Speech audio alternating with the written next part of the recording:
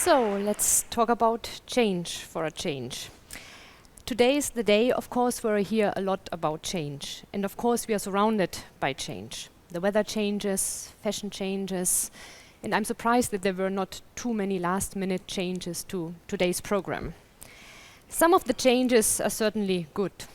If the sun shines after some gray and rainy days, other changes are not so good if your plane is cancelled at the very last minute. In other cases, it depends. Some like the new fashion more than the old. Others just view it differently. Another important difference when it comes to change is, of course, whether change is the outcome of your choices, of your decisions, of your actions, or whether change is more or less exogenously given, at least from your own individual point of view. If you move to a different town, then the change of residence, of course, is the outcome of your decisions and of your actions. If you invest more in R&D, then hopefully the number of your patents increases. I am, however, here more interested in this other type of change, the change which is there and then we have to cope with. Though let's have a look at this here. What you see here is life expectancy at birth for 6 selected industrialized countries. And you see that it has constantly increased over the period 1975 to 2050. It has increased mainly because of medical technological progress, medical technological change, if you like. And in general, one could say that this is a good development, at least if additional years also mean more years spent in good health. Let's look at this here. This is fertility rate, again, for the same 6 industrialized countries. You see here the picture is a bit more varied. We have a group of 3 countries when you look at the year 2015 with a fertility rate, so a number of children per woman around 1.82, and we have another group around 1.5.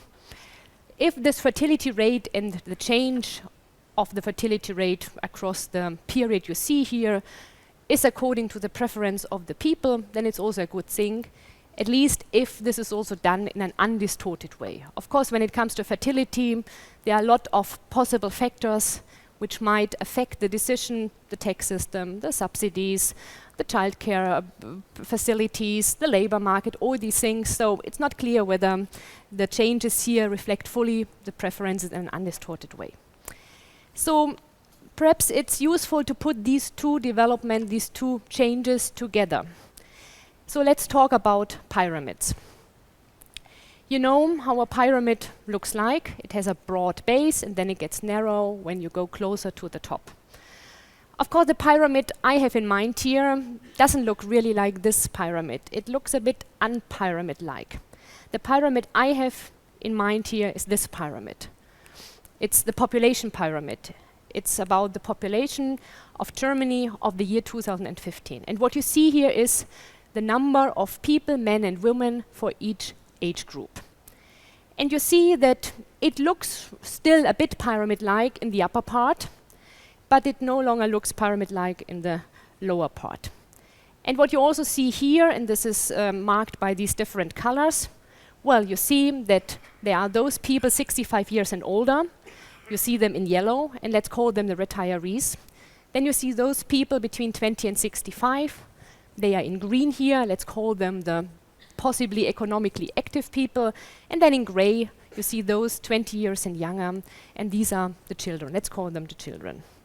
So you see, this doesn't look like a pyramid, at least not in the year 2015. It looked more like a pyramid about 100 years ago, but now it looks as it looks. What is now going to happen, what is now going to change when we look 20 years ahead? Well, it's rather clear what's going to change. Most of the people who are around today will be also around 20 years from now. They will be 20 years older, and there will be some new, of course, children born between today and 20 years. And it's not such a difficult thing to project this, because most of the people are already there. So it's easier than projecting perhaps the weather for the next 10 days. So this, I think, should be clear. So how does the pyramid look like in the year 2035? A bit like this, very probably. So we see a lot of things have changed. It looks even less like a pyramid than the pyramid before. So let's just have both pyramids one next to one another. What do we see there? We see that there's in particular one interesting age group which changes, of course, together with all the other age groups. And that's the one which is highlighted by this red arrow. That's the baby boomers age group. They are today around 50, 55, and they will be, well, 20 years older in 20 years, so around 70, 75. And while they are now in the age where they are economically active, most of them, they will all have retired 20 years from now. And this is, of course, a huge change, a huge demographic change. One can also express it slightly differently with the help of this so-called dependency ratio. What does this tell us? This tells us that today we have about 36 retirees for every 100 people in this age group 20 to 65. And 20 years from now, this ratio will have almost doubled. We will then have 60 retirees for every 100 economically active people. Will this demographic change matter? And I'm rather convinced it will matter. It will matter in very different ways. And I just want to highlight very few points where it could matter, and I encourage you to think about all the other points which I do not mention here. What about economic dynamics? What about when we think about innovations and entrepreneurship, for example?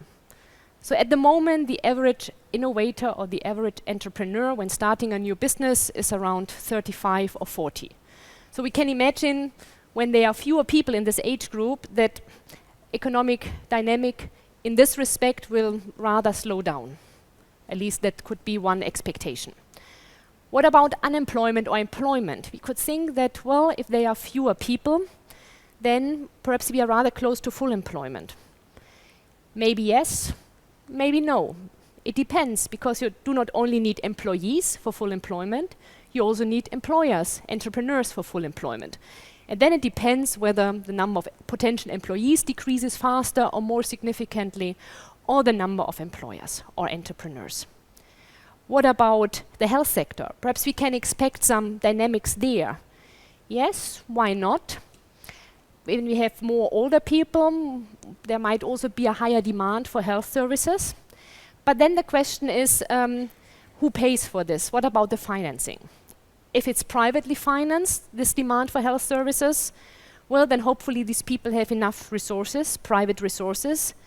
If it's publicly financed via the tax system or via contributions, social security system, then hopefully there are enough taxpayers or contributors around, and this perhaps might be a bit of a problem. So this brings me also to the next big area where, of course, demographic change will matter. That's the area of social security systems, that's the area of systems where there is some intergenerational link, some link across generations, some link across age groups. The main system for this is, of course, a pay-as-you-go pension system or an unfunded pension system. But also the public health system very often has these intergenerational links. And when a system relies on some sort of balanced ratio between age groups, it's clear that when this balanced ratio is no longer as balanced as before, as it was when the system was established, then this of course means some important change, some important consequences for these systems. So what should we do now? What could we do now if we will soon be fewer and older? I think there are a lot of measures, a lot of policies, and one could perhaps summarize these policies and measures under two terms which are normally used in the context of global warming, namely mitigation and adaptation. What is mitigation and what is adaptation? Well, mitigation are the efforts, are the measures, are the policies which are there and which try to decrease the magnitude of this change. So it really try to get at the source of the problem.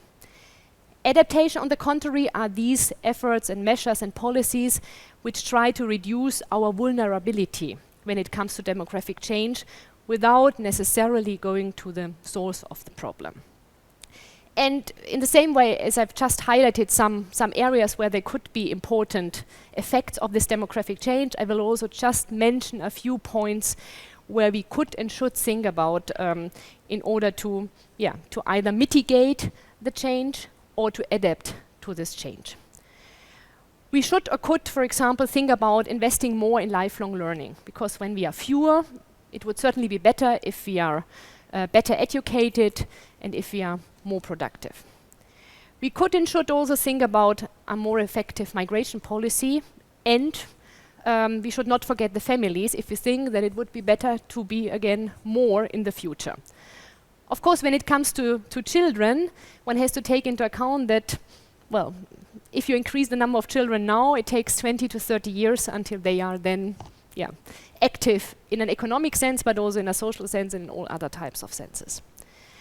One could also think about activating, integrating non-working groups, integrating them in the labor market, and doing a lot of other things.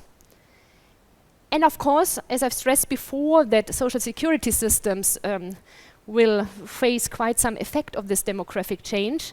It would also be helpful to seriously think about what to do with them. One could, for example, try to reduce a bit this intergenerational link and move from unfunded elements a bit more to funded elements. One could also think about increasing perhaps the retirement age or taking children more into account when we think that children are important for the survival of these systems. Of course, what we have seen in the policy recently in terms of retirement age was not an increase, but more a move in the other direction, but still it would be useful to go in this direction. What is important about all this here is to realize that right now is really a good time to start thinking about it, and not to think too long about it, but really do something about it. Because right now we are in, one could say, a demographic pause, or you could also call it perhaps a window of opportunity, if you like. Right now, the situation is rather favorable, because what you see, and that's again the pyramid for today, for 2015, what you see here is, we still have a lot of people in the active period, and these people do not have to care for so many people. Normally, they do not have so many children. That's of course a bit part of the problem. And they do not have so many parents, or at least when they want to care for their parents, of course everyone has two parents, but when it's about caring for their parents, they have a lot of siblings and they can work together, help themselves together, and therefore let's say the burden for this middle age group at the moment is not so heavy. At least it's not so heavy compared to what's going to happen in 20 years from now. So right now, some have called it demographic pause or window of opportunity. Right now, it would be the perfect time to think about the issues I mentioned and many other issues, and think about some of the instruments and policies I mentioned and many others, how one can structure them, how one can combine them, because there are these challenges ahead, but I think it's important to, let not the risk of these challenges dominate, but really see them as some opportunities and then react well in advance. So, thank you very much.